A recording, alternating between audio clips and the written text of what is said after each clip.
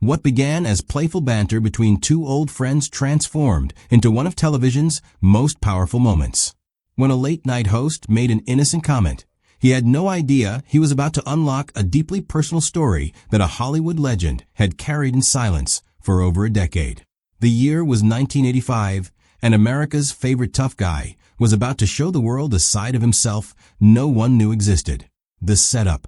The interview was flowing smoothly that evening. Casual conversation, light humor, the kind of easy rapport that comes from years of genuine friendship. The star was there promoting his latest Western, charming the crowd with behind-the-scenes anecdotes. Then the host, known for his quick wit and mischievous sense of humor, decided to poke a little fun. He'd heard whispers about a hidden talent, something that seemed completely at odds with the image of the man sitting across from him. "I've been told you have an unexpected skill," the host said with that trademark grin.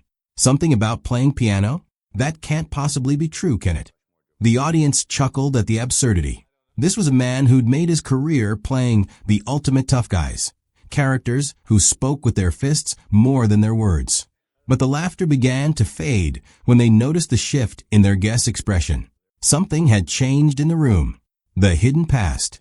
To understand what happened next, we need to travel back several decades to a different time, a harder time. Growing up during America's darkest economic period, the future star's childhood was defined by constant movement. His father chased work wherever it could be found, moving the family from city to city, job to job.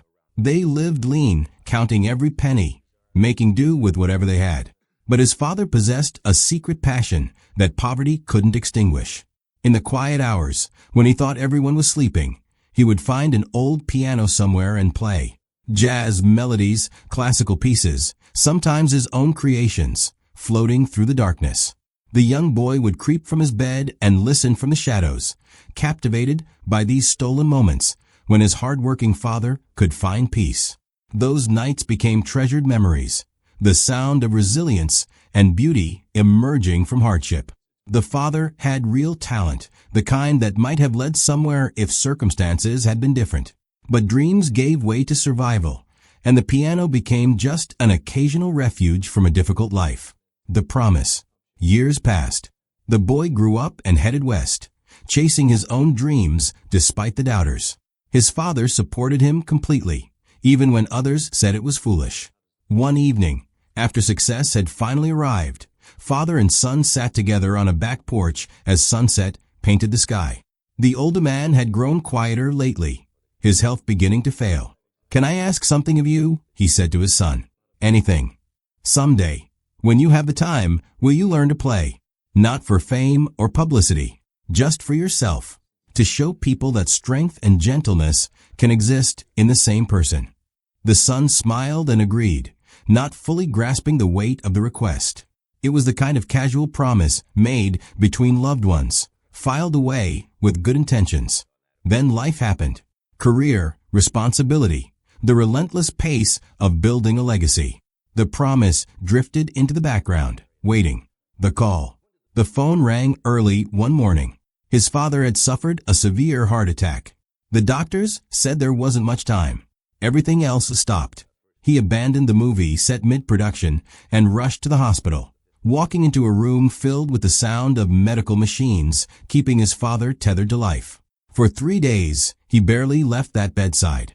They talked about everything and nothing, about the struggles they'd survived and the successes they'd celebrated. His mother held vigil, with that same quiet strength she'd always possessed.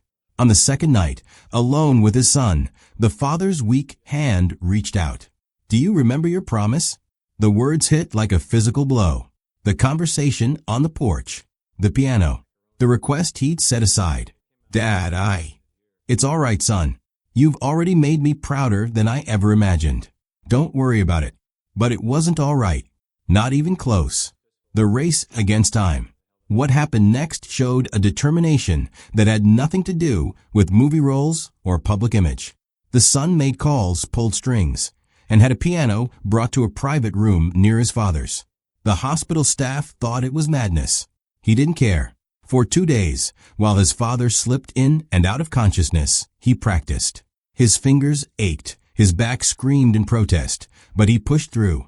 He wasn't trying to achieve perfection. He was trying to keep a promise before time ran out. On the third night, the doctor said his father was lucid, alert. It might be the last window. Nurses wheeled the piano into the room. The old man's eyes widened with confusion and wonder. "Just listen, Dad. Please." He sat down and began to play. The jazz standard his father loved most, the song he'd heard floating through those childhood nights. His performance wasn't flawless, his fingers stumbled, but none of that mattered. The room filled with music, and his father began to cry. "You remembered," the old man whispered. After all this time, when the final note faded, they sat in silence, hands clasped, while the world continued spinning outside that sacred space. 2 days later, his father passed peacefully, knowing his son had honored his word. The silence. For 15 years, that hospital room moment remained private. No interviews, no stories, not even shared with most family members. The grieving son returned to work and locked the memory away behind the stoic image the world expected from him. The piano fell silent until that night in 1985, when an innocent joke unlocked everything. The moment. Sitting at the piano on that television stage, with hundreds watching in the studio and millions at home, he felt the weight of those 15 years pressing down. His hands found the keys, and he began to play. The first notes silenced the room. This wasn't a celebrity showing off a party trick. This was something raw and real, each chord carrying the weight of love and loss and promises kept in the darkness. The band members set down their instruments. The audience sat frozen, barely breathing. Even the host, famous for filling every silence with humor, stood speechless as tears streamed down his face. The final notes hung in the air, followed by absolute silence. Then the audience rose as one, many crying openly, strangers reaching for each other's hands. The host walked slowly to the piano, his voice breaking. "I had no idea. Why didn't you ever tell anyone? Some things aren't meant to be told. They're meant to be kept." After a long pause, the truth emerged. The song, The Father, the hospital room promise from 1970. Two men who'd built careers on image and control sat together in unscripted humanity, and something extraordinary was born. The legacy. That night sparked something unexpected.